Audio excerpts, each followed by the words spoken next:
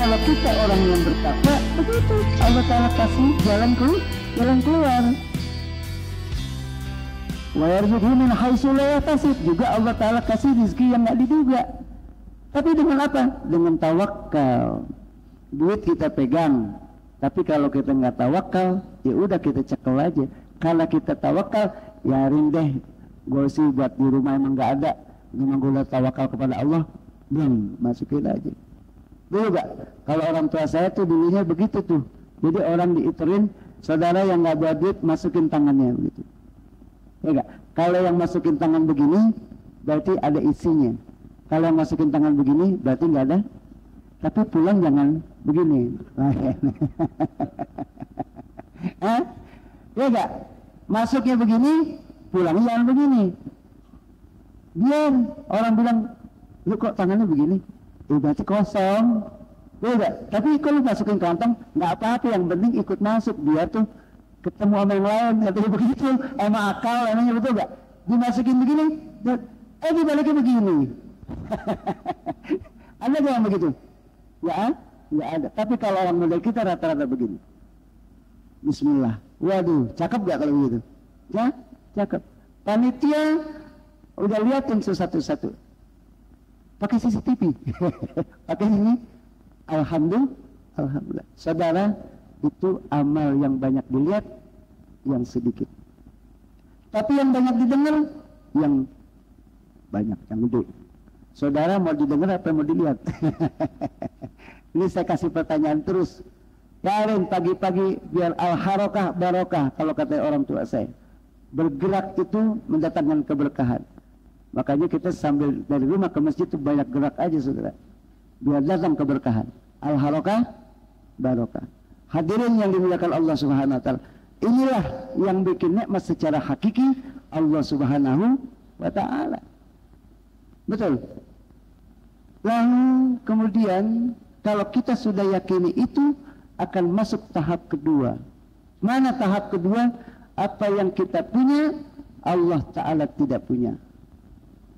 Apa yang kita punya Allah Ta'ala tidak punya. Kelamaan gak sini ngomong? Enggak. Kedengeran gak? Apa yang kita punya Allah tidak punya.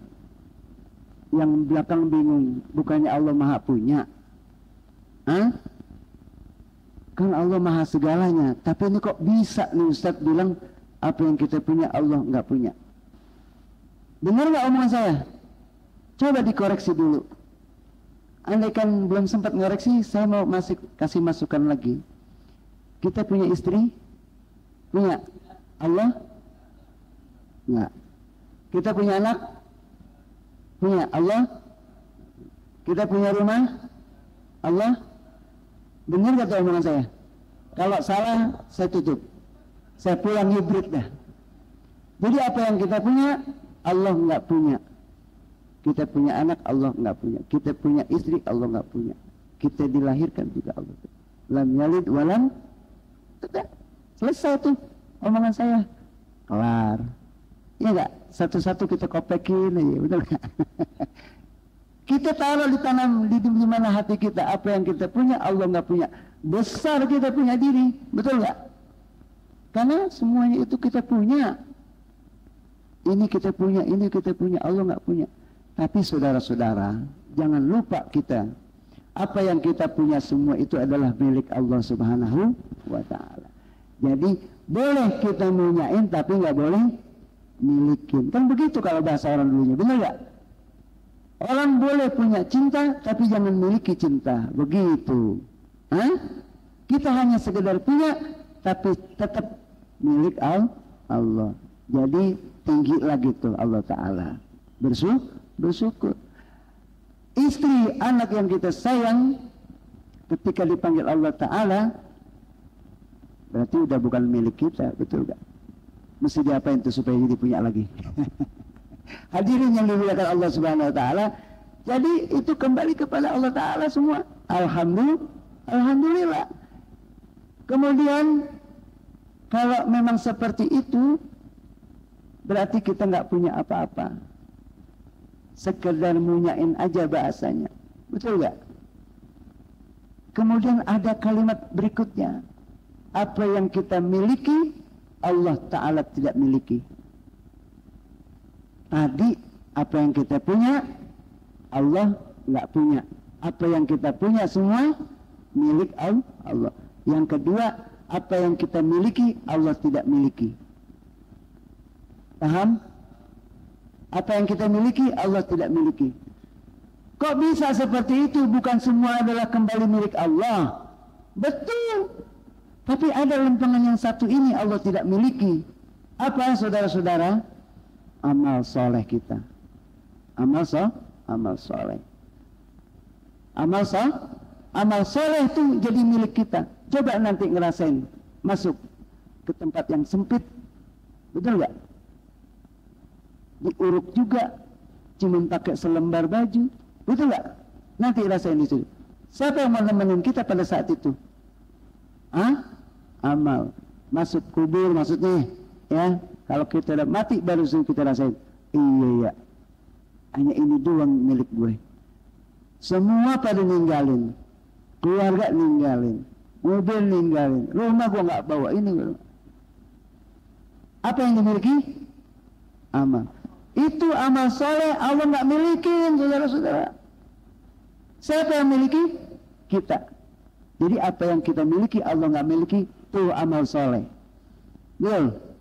Makanya jangan sekali-kali itu kita amal kita dikasih orang. Kalau orang tua saya bilang, kalau ada panitia pembangunan masjid datang ke rumah kita minta amal, jangan kasih. Jangan kasih. Itu orang tua saya dulu begitu ngomongnya. Saya masih ingat orang tua saya ngomong begitu. Kalau ada panitia masjid, pembangunan masjid datang ke rumah kita minta amal kita, jangan kasih. Kan pada ribut orang, betul gak? Bu, aku kenapa nggak dikasih? Orang amal kita satu diminta, kita kasih, udah nggak punya amal gitu. Habis sudah, betul gak? Tapi kalau ada panitia masjid datang ke rumah kita ngajak beramal, ikut. Jangan kagak ikut, ntar rugi.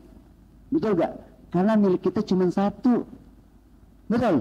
Kita ini sering takziah, sering dengar hadis bahwa 3 yang kita punya, 2 pulang, 1 utuh sama kita. Betul gak? Apa tuh? Amal soleh. Maka oleh karena itu amal soleh ini yang kita miliki itu. Jelas? Hadirin yang dimuliakan Allah Subhanahu wa Ta'ala. Jadi amal soleh ini adalah merupakan satu kepemilikan yang hakiki buat kita.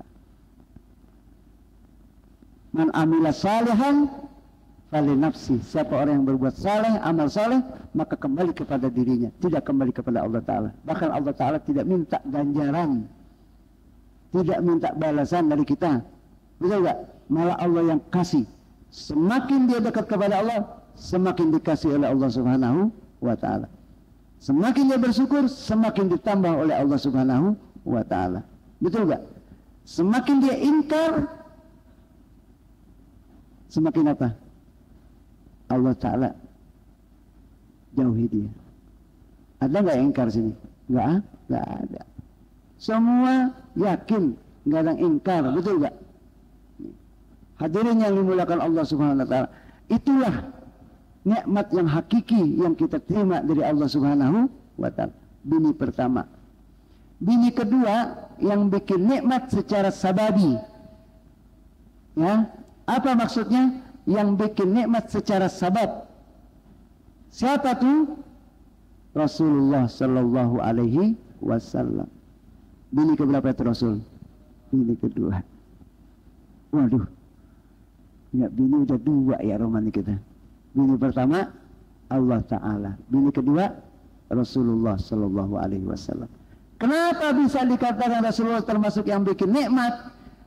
Saudara, kata Nabi Sallallahu Alaihi Wasallam, laulaka di dalam hadits qudsi, laulaka lamma khalaqtu aflaq.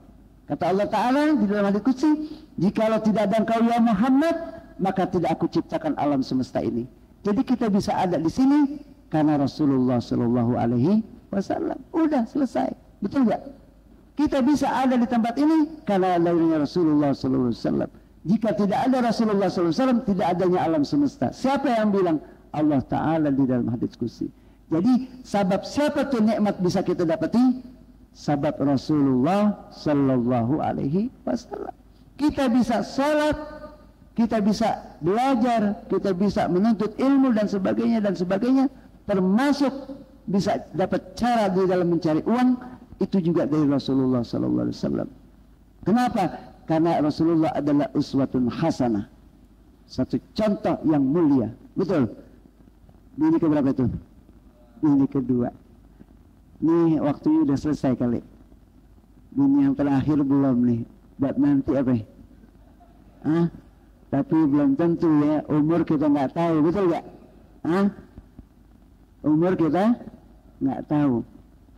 Betul. Saya pernah bilang di sana, saya bilang selama kita hidup belum punya nama. Belum punya nama. Wah, yang benar. Ya coba aja. Selama kita hidup belum punya nama. Kapan kita punya nama? Tar kalau udah di alam kubur. Ada namanya situ. Ada gak namanya? Enggak nih ngobrol namanya ngobrol. Ngobrol kan apa baik, betul gak? Nggak ada juntrungannya. Tapi harus dijuntrungin juga, harus kita dengerin juga, betul gak? Ya ada nih giliran waktu saya ngobrol. Tadi waktu imam baca Fatihah kita diam aja. Nggak ada yang ngobrol. Ini sekarang giliran saya ngobrol lah nih. Hah? Betul gak? Jadi itu seperti itu saudara-saudara. Seperti apa tadi? Ya, hadirin yang dimuliakan Allah Subhanahu wa Ta'ala. Jadi Rasulullah ini adalah sebagai sabab datangnya nikmat kepada kita. Allahumma salli ala Muhammad wa ala ali Muhammad. Dia ini yang tidak bisa kita lupakan. Allah dan Rasulnya jangan kita pisahkan. Betul. Masuk yang ketiga. Bini ketiga. Waduh, keren banget udah. Pulang ngomong sama temen lu tadi datang nggak tuh? Enggak. Kenapa? Wah, kalau lu datang lu punya bini 3. Yang bener lu. Iya. Bagaimana aku bisa wajib punya bini 3? Diceritain. Dia kesan iya aja. Dia pulang ke rumah, dia ngomong, "Mah, kenapa? Tadi tuh Ustaz bilang wajib punya bini 3. Yang bener bang." Ini jelasin ini nggak bisa. Benar jadi ribut. Tapi kalau bisa jelasin, utuh. Tambah rukun. Tambah yakin kepada Allah dan Rasulnya. Mana bini yang ketiga? Secara majazi. Apa yang dimaksud majazi? Boleh ada, boleh enggak. Nih. Majazi begitu kan? Boleh ada, boleh. Siapa tuh orangnya? Pertama, guru. Guru. Ini guru ini merupakan yang mendatangkan nikmat buat kita. Kita kalau belajar tanpa guru nggak bakal bisa kita pahami ilmu, betul nggak? Ya, nggak bisa ada penerangan. Tadi dikatakan oleh beliau, Al-Walid Abu Yaqi Abdurrahman Nawi sudah puluhan tahun masuk ke daerah Lenteng Abu. Beliau dengan keikhlasannya dan istiqomahnya mengajar di tempat-tempat ini. Saya dengar kalimat itu dalam hati, iya ya. Kalau orang tua saya puluhan kali, saya pernah ikut, saya pernah duduk juga di Masjid Al-Ajilin. Alhamdulillah. Hadirin yang dimuliakan Allah Subhanahu wa taala. Jadi yang namanya guru itu ialah yang mendatangkan nikmat. Betul. Tapi majazi boleh ada boleh enggak. Dulu kita masih ketemu dengan Al-Walid, masih ketemu dengan Ki Marzuki Arman, betul enggak? Tapi sekarang udah enggak bisa ketemu lagi. Jadi boleh ada boleh enggak. Tuh guru. Iya enggak? Sama seperti sekarang. Sekarang kita masih kumpul di masjid. Ntar giliran guru kita pulang. Itulah namanya dini yang bikin secara majazi. Yang bikin nikmat secara majazi. Jadi kita nih boleh-boleh saja kita berguru sehingga tidak kita katakan ini guru saya satu-satunya nih. Fanatik kepada satu guru, guru dia sakit, dia kagak belajar sama guru yang lain. Guru dia meninggal, dia kagak belajar sama guru yang lain. Ya, yang begini jangan ditiru, betul gak? Ya kan? Padahal di situ sudah dikasih gambaran cari ilmu yang banyak dengan guru yang banyak, betul? Jangan kepada satu guru saja, ya kan? Begitu. Hadirin yang dimuliakan Allah Subhanahu wa taala, yang kedua ini secara majazi ialah orang tua. Orang tua boleh ada boleh enggak. Kenapa saya katakan boleh ada boleh enggak? Bagi orang tuanya yang masih hidup mungkin masih ada di depan kita. Seperti saya, Al-Walid Abu Abdullah Mawi udah enggak ada. Saya punya ibu udah nggak ada. Tapi siapa yang kasih nikmat saya ini? Kedua orang tua saya. Secara majazi. Bini keberapa itu? Bini ketiga. Selesai udah. Tutup salam, doa, saya pulang. Urusan tar masing-masing menerangin ke saya terserah. Betul gak? Yang penting kita giliran ngaji. Ya. Jadi begitu saudara-saudara, bini secara majazi seperti itu. Nggak bisa tuh kita bilang ini orang tua gua atu-atunya, padahal ada gurunya. Ya, padahal ada gurunya. Bahkan kita harus mengatakan, saya ini mau dikatakan waladun saleh. Saya ini mau dikatakan anak yang saleh. Bagaimana pengertian anak yang saleh? Anak yang kenal dirinya. Bagaimana pengertian kenal dirinya?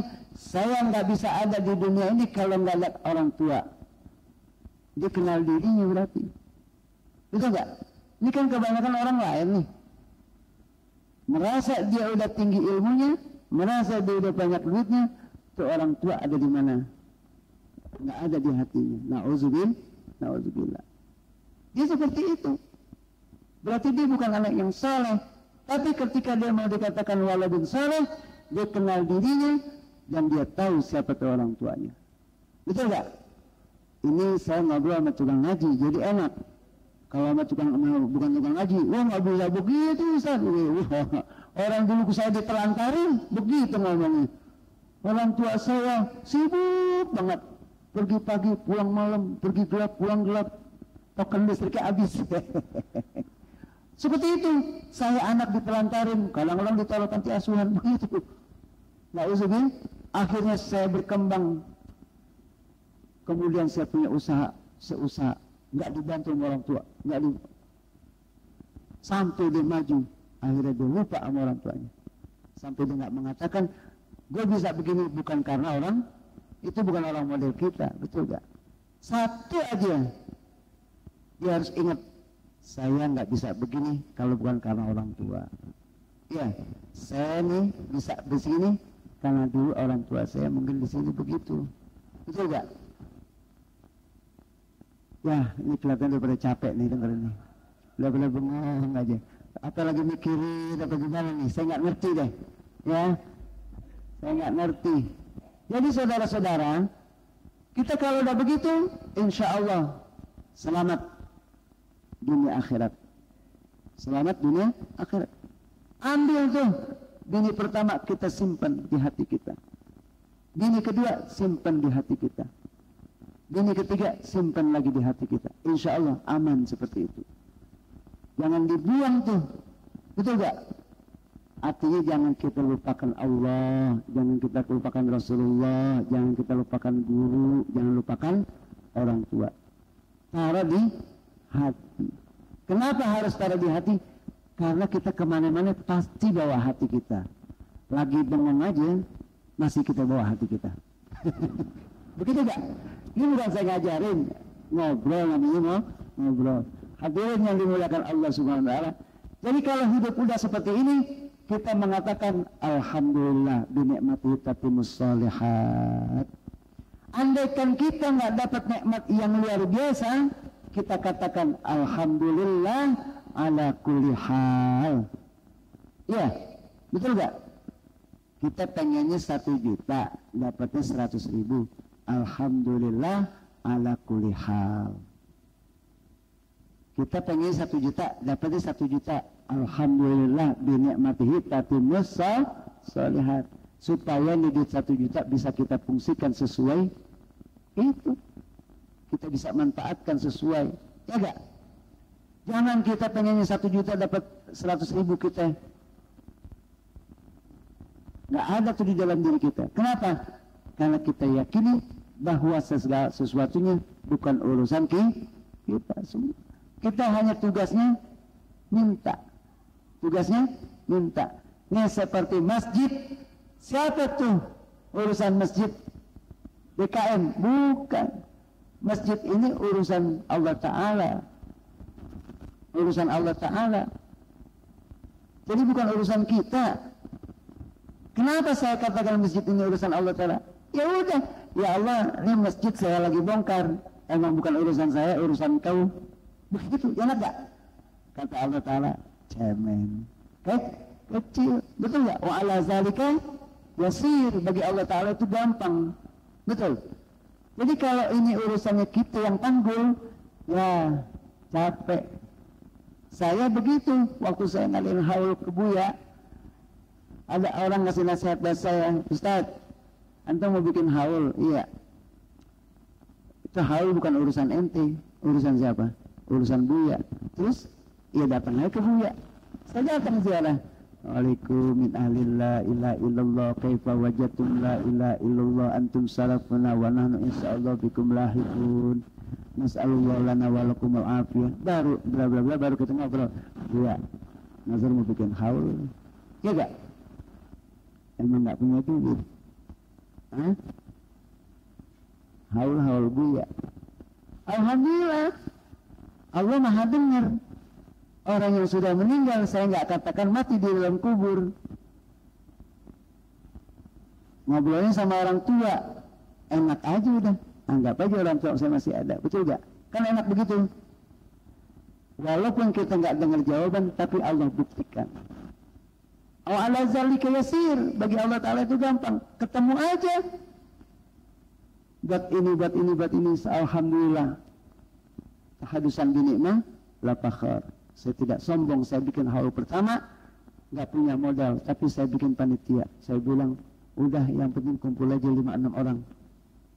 Bagaimana caranya? Mau bikin ini, mau bikin proposal, segala macam. Saya bilang, jangan bikin proposal, tapi kalau mau bikin, sekedar formalitas. Terus untuk cetaknya gimana? Untuk ini gimana? Saya bingung ditanya begitu. No. Saya datang ke rumah teman, dia lagi bangun. Assalamualaikum Ustaz, bagaimana kabar? Baik. Nih ada kertas ini. Akhirnya ini ditutup. Ya Allah, kertas yang dari saya ditutup. Dia bilang apa?